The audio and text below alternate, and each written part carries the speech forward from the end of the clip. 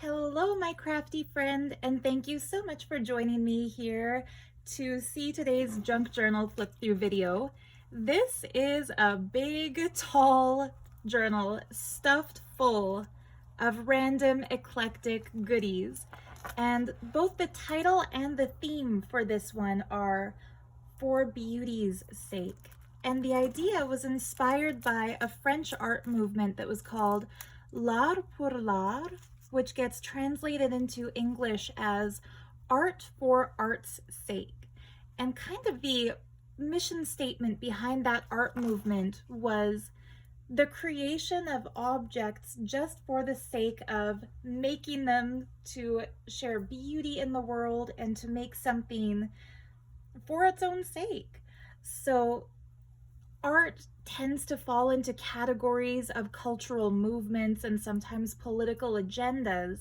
And a lot of the time in the art community, and I'm not talking about the junk journal community online, but in the fine art community and the academic art world, sometimes artists are made to feel as if their work should represent something relating to the cultural bubble in which they live. It should be making some kind of a statement. It should be teaching something. It should be for a reason. And so this group of French artists came up with a rebellious idea, which is, hey, why don't we just make art for the sake of making art? So after my last journal, which you may have seen, that was all about ancient Egypt, I felt like doing something just for the sake of putting together a bunch of beautiful things. So there's no strict theme, just a random collection of things that I find beautiful. So yeah, I think that's enough of an intro about the title. The closure is some recycled sari fabric that I've wrapped around the center, and it's attached to this gorgeous, oops, I'm sorry, shook the camera. It's attached to this gorgeous bracelet that I found while out thrifting. And I didn't take the bracelet apart. I just kind of threaded the fabric through the clasp and through the loop. So you could technically take off the sari fabric and just wear it as a piece of jewelry if you wanted to. So I'll set that aside and get into the other good stuff. And so the cover has a beautiful fabric just wrapped and glued down and then sewed with golden thread onto a piece of heavy cardstock to give it some weight. I found this fabric while out thrifting and was so excited I immediately showed it to my mom and my Auntie Mary Lynn and said, look at how beautiful this is. Wouldn't it make just an awesome journal cover? And another lady who was shopping in the same shop came up to me and said that this is her favorite kind of print design and that it's actually called Jacobean. So I did some Googling and found out that Jacobean fabrics are from around the 1600s. And they were inspired by kind of a fanciful, fantastical interpretation made by European artists who had never been anywhere tropical of what they think tropical flowers and tropical foliage would look like. So you get these really exaggerated shapes and whimsical, almost feather-like designs and just really cool flowers into it. So I kind of used this fabric as the basis for my color palette, and then I just went nuts sticking stuff to it. So around the bottom I put this really beautiful sari trim that has gold thread and sequins and flowers similar to that Jacobean style in the motif. And then this really cool beaded applique I found in a jewelry jar at another thrift shop, and it has such beautiful movement with these kind of purple pearls on the bottom. And so I kind of wanted to bring that pearl look to the top right corner to balance the bottom left corner. So I cut the needle part off of this old earring and just glued it down so that the bottom pearl swings free. So there's a lot of fun movement on this one if you like tactile stuff on your journal covers, which I do. Into the back pocket, I just stuck an extra purple sari trim rose and a tiny little baggie that I made out of some recycled book paper from a French playbook, scene 6. And into that I stuck just a couple of my business cards, the business card for my jewelry shop, there's a necklace I made, the business card for my stationery shop, which I plan to redesign next time I get some prints run, and then a little title plate for the book, so it's For Beauty's Sake, made March 2023, and my signature, in case whoever buys this would like to have that in their book. And then the front pocket I stuffed with a really fun envelope stack that kind of matches the color scheme. So this envelope was a printable from the Paper Cameo, probably my current favorite printables shop. I found this amazingly beautiful cherry blossom trim. It's a new piece, it's not vintage, but I love the way that it looks when it's kind of laid over on the cover. And to make a closure for this envelope, I took a piece of sequin sari trim and just glued it down so the little flap can just get tucked into there. So it's super easy to open and close, but it stays shut. And then I left it unattached so that you actually have all the space of the inside of this envelope to write, draw, collage, journal, paint, or whatever else you might want to do with it. And into that envelope, I stuck this really stunning, crinkly piece of graph paper that I coffee dyed with a mandala stencil.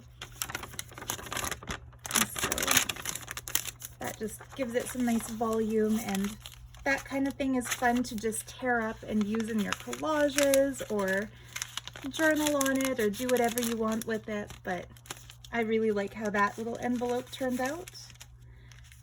This one is actually one of the Chinese New Year money envelopes, and I turned it into a little mini book. So this is an iron-on applique of more cherry blossoms, but in a more muted color than these ones, just to kind of complement that.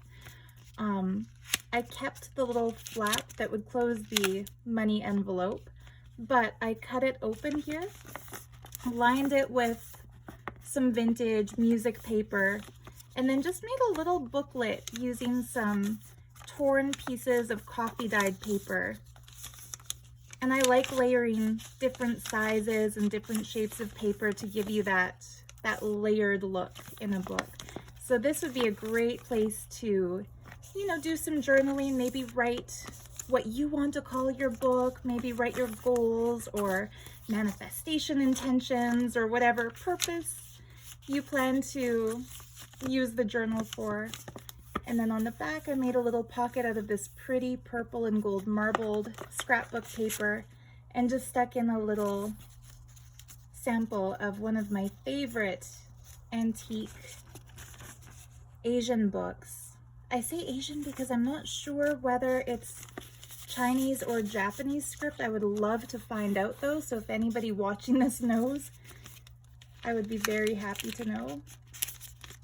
But yeah, so that just sits in the pocket here. And of course you can take these out and just keep the cover plain or put them in pockets within the book, whatever you'd like to do. I think this little one is my favorite of all the envelopes. It's also a printable made by the Paper Cameo with a beautiful blending that she did of a Waterhouse painting going into some William Morris design. And both Waterhouse and William Morris were part of an art movement that they called themselves the Pre-Raphaelites. And the idea was for art in their time to kind of harken back to the beauty that was depicted in art before the kind of modern art era. So to again, art for art's sake, although they were a different movement than that. I took just a piece of a thrifted vintage earring and just attached it to the corner just to look pretty. And then on the back, there's another stunning Waterhouse painting, a very mystical looking woman. I adore the way he paints fabrics and things blowing in the wind. And I printed this onto kind of a beigey colored linen paper, so it has almost a canvas-like painterly texture to it. And so this one has a magnetic closure, which is kind of cool because it'll keep it shut. And then inside, I've stuffed it with some prints that I made of ephemera that I found in a Victorian scrapbook. So this cool one that has an anchor with some roses. This one's maybe my favorite, the little girl hugging her kitten. And then this one, it has such a beautiful ornamental kind of golden frame. It looks almost like a piece of Art Deco jewelry or something. And just the most ridiculous quote inside. I can't see, like, who would give this to a friend as a calling card or a greeting card? The sentiment says, "A foolish son is a grief to his father." And it cracks me up whenever I see it, because why would you give this to a friend? Are you low-key trying to tell your friend that their son is a fool? Or, you know, are you in grief because you have a foolish son? I just don't get it. I think it's kind of a ridiculous, fun glimpse into Victorian history. So the inside of this envelope, I just printed a coffee stained design that I made myself, and it's one of the printables in my Etsy shop. It's just called Coffee Dyed and Stenciled Papers. And then to hide the back of the earring, because I actually folded this one down and stuck it right through the paper, I just glued down a beautiful pink stamp of Queen Elizabeth to hide the earring back. And there's also a neat piece of printable from the Paper Cameo hiding the magnet that's in here that makes for the magnetic closure. So that was kind of fun. I don't think I've ever made anything quite like this before. I've never done a stack of envelopes on a journal cover, even though I always admire envelope stacks when I see other crafters share them online. So I'm happy with how it turned out. I quite like it. So that's the cover. Going inside, I lined the book with this beautiful rose kind of French inspired wallpaper. I made a pocket out of this pretty embroidered sari trim. And into that first pocket, I made a really long journaling tag out of a piece of really pretty, a gift bag. So this was a gift bag. This was kind of like the side of the gift bag, and I just love the metallic shades of blue and green. I thought it looked like too much to put it here, too dark, so I kept the inside paper just as it is. It has such a nice texture and color. I thought this would be a great place for a person to write a journal entry, and then just this vintage lace that's almost exactly the right width to fit it. So yeah, I did the top with a golden grommet and then just tied more of that lace so that kind of sticks out of the journal, adding some nice fun looking texture. So the first little mini page in the journal, it's a piece of scrapbook paper that I turned into a pocket with some more sari trim. And I stuffed that little pocket with some genuine Victorian ephemera. So these are not prints, these are the real deal bits of paper from the 1870s. It's kind of fun when you can see where a kid or somebody drew on the back with pencil. But they all have different little sayings. So a penny saved is a penny gained, deeds are fruits, words only leaves, lost time is never found again. This one's my favorite because it has a lucky little ladybug and they all just have such pretty flowers. So you can hoard those, which is what I would probably do with them, or you can add them into collages or write on the back. This is a piece from a late Edo period book printed on rice paper, and it was actually printed in a traditional Japanese method. So it's a wood block print onto rice paper. This is not something that I reproduced. This is an original, so from the late Edo period, which is around the same time as what we would call the Victorian era, so late 1800s. This page, super gorgeous, a printable from the Paper Cameo. I just folded it over to create like a folding page. The inside is a really muted print that I made of a really cool Arabian carpet that I found, and it's just a lot of good journaling space. So on this side of the page, I made a little pocket using some golden trim and stuck a journaling card of the goddess Saraswati, just printed on cardstock, inked around the edges to make it look vintage. And Saraswati, as per the Vedic tradition, she is the goddess of wisdom, creativity, art, and culture. So she's playing the veena to represent sacred music and the muse or the inspiration for those who channel sacred sound, or the musicians who write music. She's holding prayer beads to represent devotion. And in this hand, she's holding a little booklet of scriptures to show, again, the devotional mindset and higher learning. And so in India, a lot of people will keep pictures of Saraswati in textbooks and in journals as a way to invoke her blessings and to make sure that whatever project they're working on, will be successful and in the flow. I used to put a Saraswati in every journal that I made, and I think I should get back in that habit.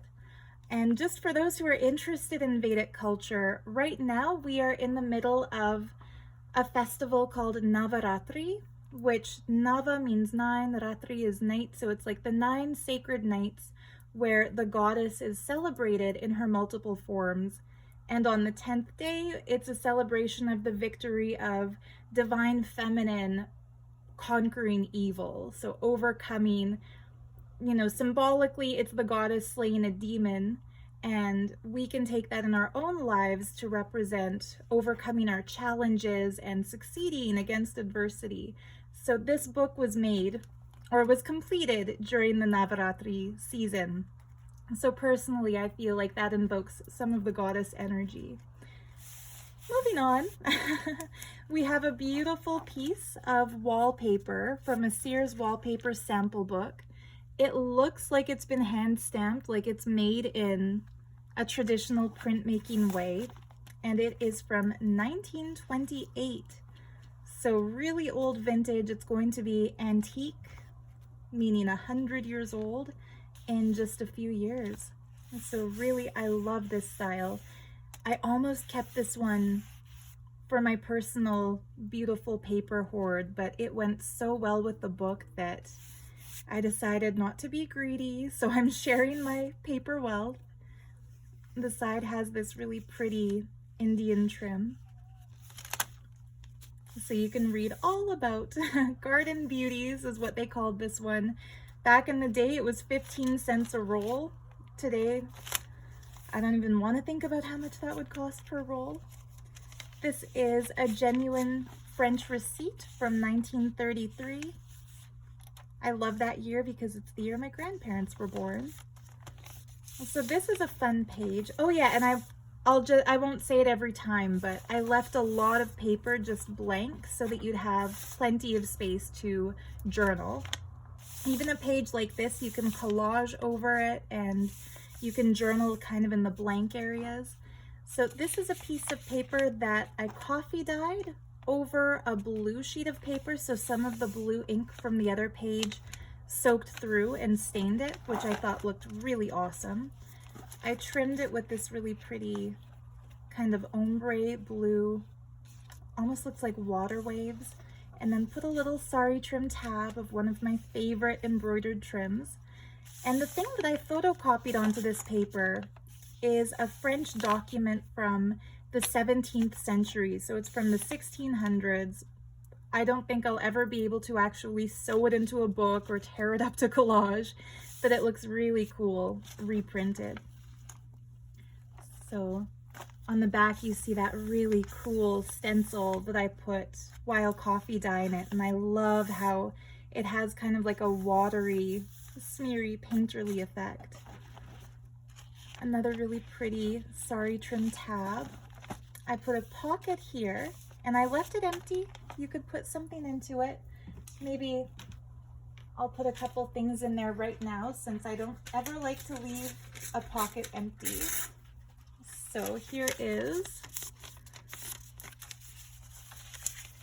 some old music paper that you can use in your collaging.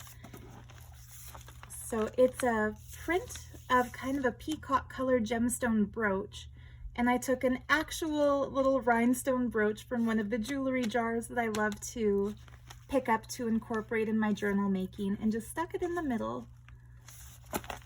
Really pretty colors, right? So this pocket is made out of kind of like metallic plasticized paper. I trimmed the edge with a little bit of golden trim. I put a little green grommet in it and dangled from it this adorable little charm that's actually embroidered, an embroidered miniature flower. It looks kind of like a tiger lily. And I just thought that looked so cute, adorning that page. So it looks nice with the pocket empty too, because it's lined with this kind of green color that complements the tab over here. But like I said, I don't like to leave a pocket empty, so I put an envelope in it that's another printable from the Paper Cameo. This time I glued it shut, and into it I put a strip of handmade khadi paper, which is like a cotton rag paper from India that has a hand-stamped floral design. So even though it's a more modern floral design, it looks really good, I think anyway, with the William Morris birds print. And then if you're one of my regular viewers, you know I like to stick a bluebird of happiness somewhere in each journal. So this journal's bluebird of happiness is in a teacup and some roses, backed with more of my stenciled coffee dyed paper. Another stenciled coffee dyed paper. Another Persian rug printed really lightly. Some pink tassel trim. Another lovely design from the Paper Cameo. This is ledger paper from the 1960s that I found at a local antique shop. An old French playbook paper. And I like to kind of roughly fold the edges askew sometimes. When a page is too big for the book, instead of trimming it down, it can be kind of fun to add some texture and visual interest just by folding it at different odd angles. This is one of my favorite pieces of ephemera in here. It's a genuine vintage postcard. Such beautiful mountains, beautiful colors, and it's from 1914. So that's the real thing. I'm not going to read it, but you can read it if you want to. The stamp is pretty cool too. So yeah, and I tucked that onto a coffee dyed page with just beautiful beaded sari trim. I hope the camera's picking it up because the beads and the sequins are just stunning on that piece. Okay, and I think this might be my favorite spread in this particular book. These pages just have really cool Japanese temples.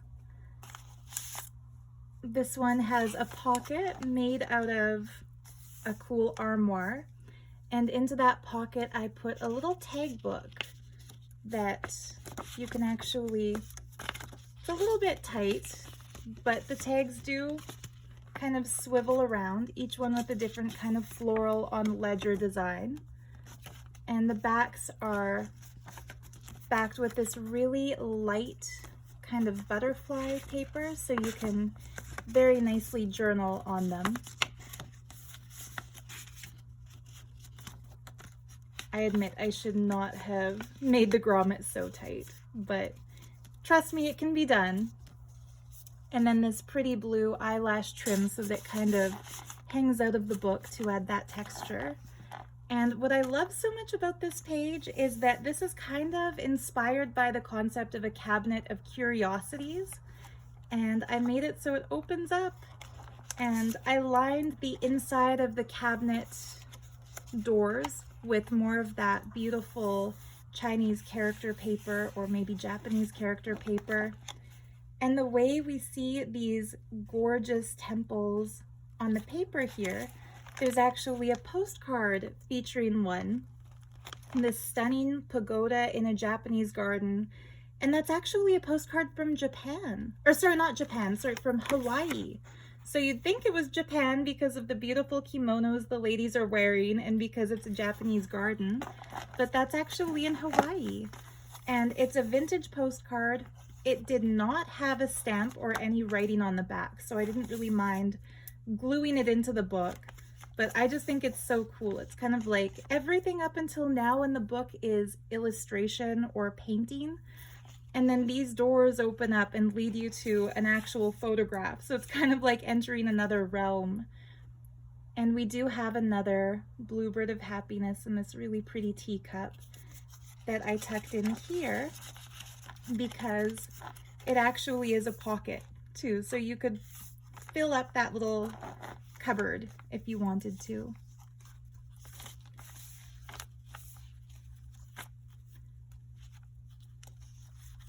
That opens up to show such a pretty, that's a Victorian design that I found when I looked up, you know, pretty images, Victorian.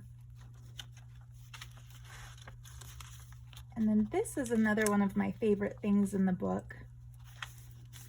It's a sample strip of more of those beautiful vintage wallpapers from the Sears 1928 wallpaper sample book. I think this one might be my favorite in this particular bunch, but they just have really gorgeous silver lines in this one, and they all have a little bit of something metallic that I think makes them extra special. Oh, maybe oh yeah, even this one, it has some kind of like rose gold metallic stripes that you have to kind of look at it in person to see. And instead of stapling it or paper clipping it, I've held them together with a really pretty vintage stick pin that I found while thrifting. It has a really cool glass cabochon that's like a faux opal and a little faux pearl. It's so pretty. This one did not actually have, it didn't come with the little closure cap, so I thought it would be dangerous to leave it just like this. So I took one of my beads and just put a bunch of glue on the one end and then put that over to hold it. And luckily, it took me a while to find a bead with the right size hole for this. So even though it might look a little bit silly to have a big giant flower on the other side of this kind of delicate, actually it looks pretty cool. So yeah, that was my solution to not having a closure for the stick pin, was just I made one out of a bead. And then I just clipped that in with a little binder clip. So yeah, those you could easily tear out to use in your collages or make little envelopes out of them or do whatever you want. I really like this patterned paper. That's also from the Paper Cameo.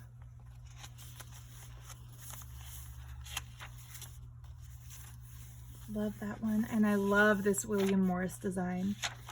You'll hear me say I love this, I love that a lot in this book because, again, the design concept being for beauty's sake means that I put in a lot of things just because I like them. Those cute little flowers. Okay, so the center of the book has these really pretty illustrated flowers printed on cardstock and then glued down onto more of that 1960s ledger. And I made them into pockets so you can stuff the inside of your book with something. So just for now, to add something into it, I've got these cool cardstock train tickets from Sri Lanka. And so I'll tuck a couple of those in. That purple looks pretty nice with the purpley blue in the flowers too. Okay, so the way that I finished the strings that dangle down from where the signatures are sewn in this time, for one, I put a couple of really pretty vintage buttons that came from my grandma's button collection, and then some blue glass beads and a blue evil eye bead, so that should keep you protected while you do your journaling. And then this one I put just some really pretty blue art glass beads.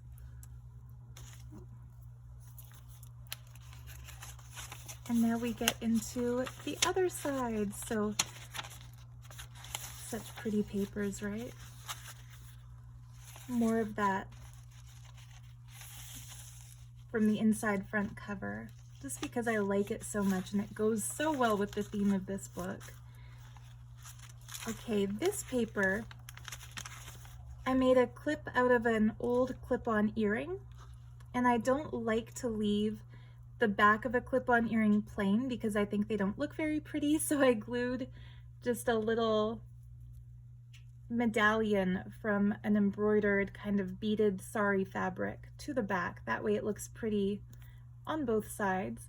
And to hide the joining, I just tied a little bit of yarn. So in this folded piece, I put just a little collection of random papers for your crafting. So another French book page, an old music note page, and another little piece of my coffee dyed paper. And I really love this design. It's from the Faded Blue paper pack by the Paper Cameo. I'm not on her design team or anything. I'm not on anybody's design team. So I pay for the printables I use, but I think it's quite worth it because they look so nice. More of that William Morris with this beautiful girl. You might recognize her because she's the same image from the envelope that I tucked into the front.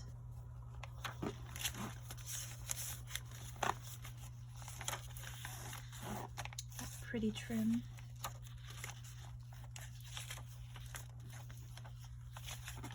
The other side of those cool pagoda images.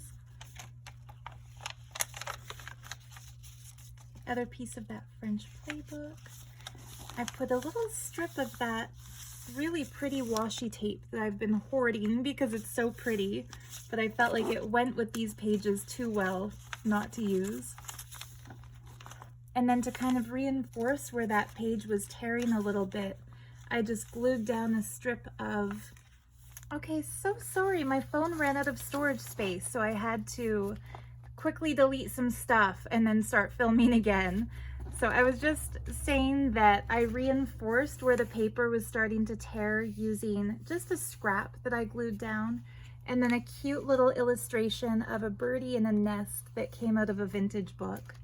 And then on this side, because I like to include at least one piece of crystal or gemstone in every book, as besides making journals, my other passion is making jewelry and crystal healing and working with the beautiful energies in the mineral kingdom. And so because it's Navaratri, the time where we celebrate the goddess, I decided to make a little pendant out of gemstones that are known to radiate divine feminine energy, so goddess energy. The blue one is a gem called Larimar, and it's only found in a single place on the planet in the Dominican Republic on a very specific beach. And what's cool about Larimar is that As a gemstone, you can kind of tell by the color and by the look of almost, oh, look at how this one almost has a beach scene. Hopefully it's focusing there. It kind of looks like beach waves with a cloudy sky. Anyway, Larimar represents the water element and Mother Ocean, or surrendering to the sea, going with the flow, letting the tides carry you where they will. And so although it's a very watery stone, it was actually formed through volcanic activity. So underground volcanoes in this like fiery inner earthen core created this stunning light blue mineral and then spewed it to the surface during a volcanic eruption where it washes on shore on the beach. And so I feel like it represents the alchemy of going through the fire and coming out something more than what you were before. So whatever all the little earth elements were that got combined into making this beautiful, precious Larimar stone, going through that inner volcanic fire made them into what they are. So it's a really cool gem to wear as a reminder that any difficulties we've gone through in life have helped to crystallize us and made us into who we are.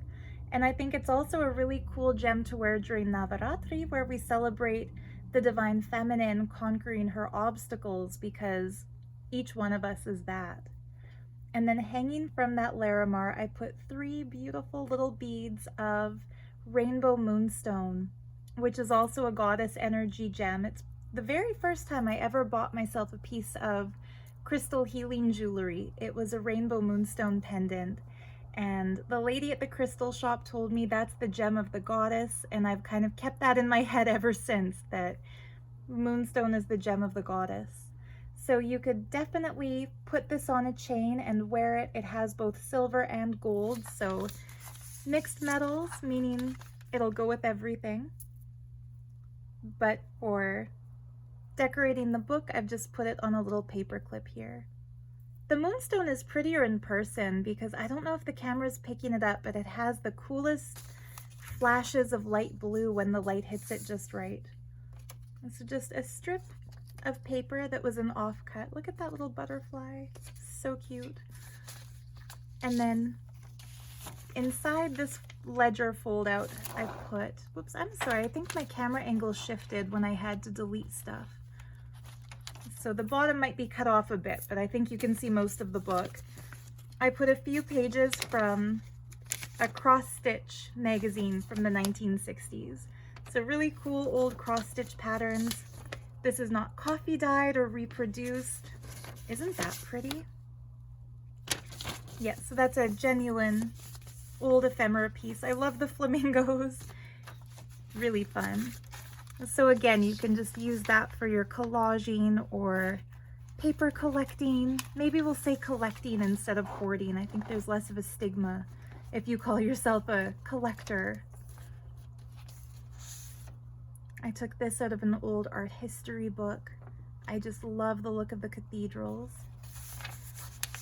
And then to kind of mimic the castle theme, I glued a genuine vintage French postage stamp over here of a gorgeous looking fairy tale castle. I love the other side of this coffee dyed paper. It looks so cool. So another pocket made out of this, well, the other side of that page. And then I just trimmed a little piece of vintage ballerina wallpaper border and kind of folded it over so that on the one side you see these 2 little girls kind of peeking out from the pocket, and then on the front you see the ballerina in the foreground looking a little forlorn. Maybe she has RBF, I don't know. This really pretty paper. I made a little tuck spot out of some old book page and then stuck a really pretty flower stamp there to give kind of like the layered look between all these pages when the corners line up. And then into that tuck spot, I stuck some ephemera that I found at a local antique shop. It's old nabob coffee coupons. Isn't it cool how the logo was a little genie with his turban? I just think that looks fun. So each one is a little different. They'd be fun to use in collaging. Another pocket from the Paper Cameo layered over that pretty blue dyed paper. And I made a fabric envelope. So this is just some really cool, not vintage or anything, it's a new fabric, but I love the way it looks. It has kind of a bohemian, gypsy-ish sort of a flair to it. I added an embroidered applique piece of this kind of like a snowflakey design, and then it's lined with some scrapbook paper. And so it looks really cool both inside and out, that envelope. And I actually didn't glue it, I sewed this one. So I'm starting to challenge myself to use my sewing machine a bit more. Stuffed it with more of these cute little teacup journaling tags. And I included both the King and the Queen of Hearts, the white water lily and the western columbine.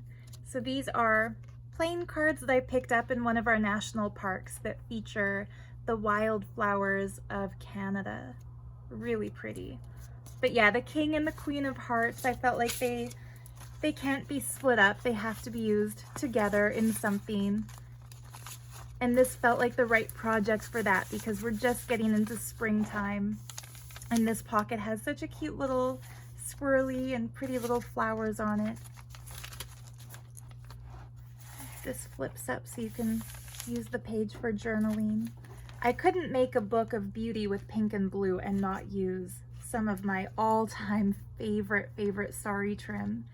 I've been kind of hoarding this. I used to put it in every book that I made, but I don't ever want to run out because it's just so pretty. Look at the heart made out of little pearls, and just the colors are gorgeous. Like it's picking up the pink from the sides and the blue trim that I have hanging out the bottom. The other side of that 1933 genuine French receipt. Other side of that pretty Sears wallpaper. I made a pocket out of this gorgeous embroidered trim, and it kind of sticks out as a tab also. Just a little paper scrap in the pocket. And then on the other side of the pocket, which is more of that same trim, I stuck a sample of vintage pattern paper.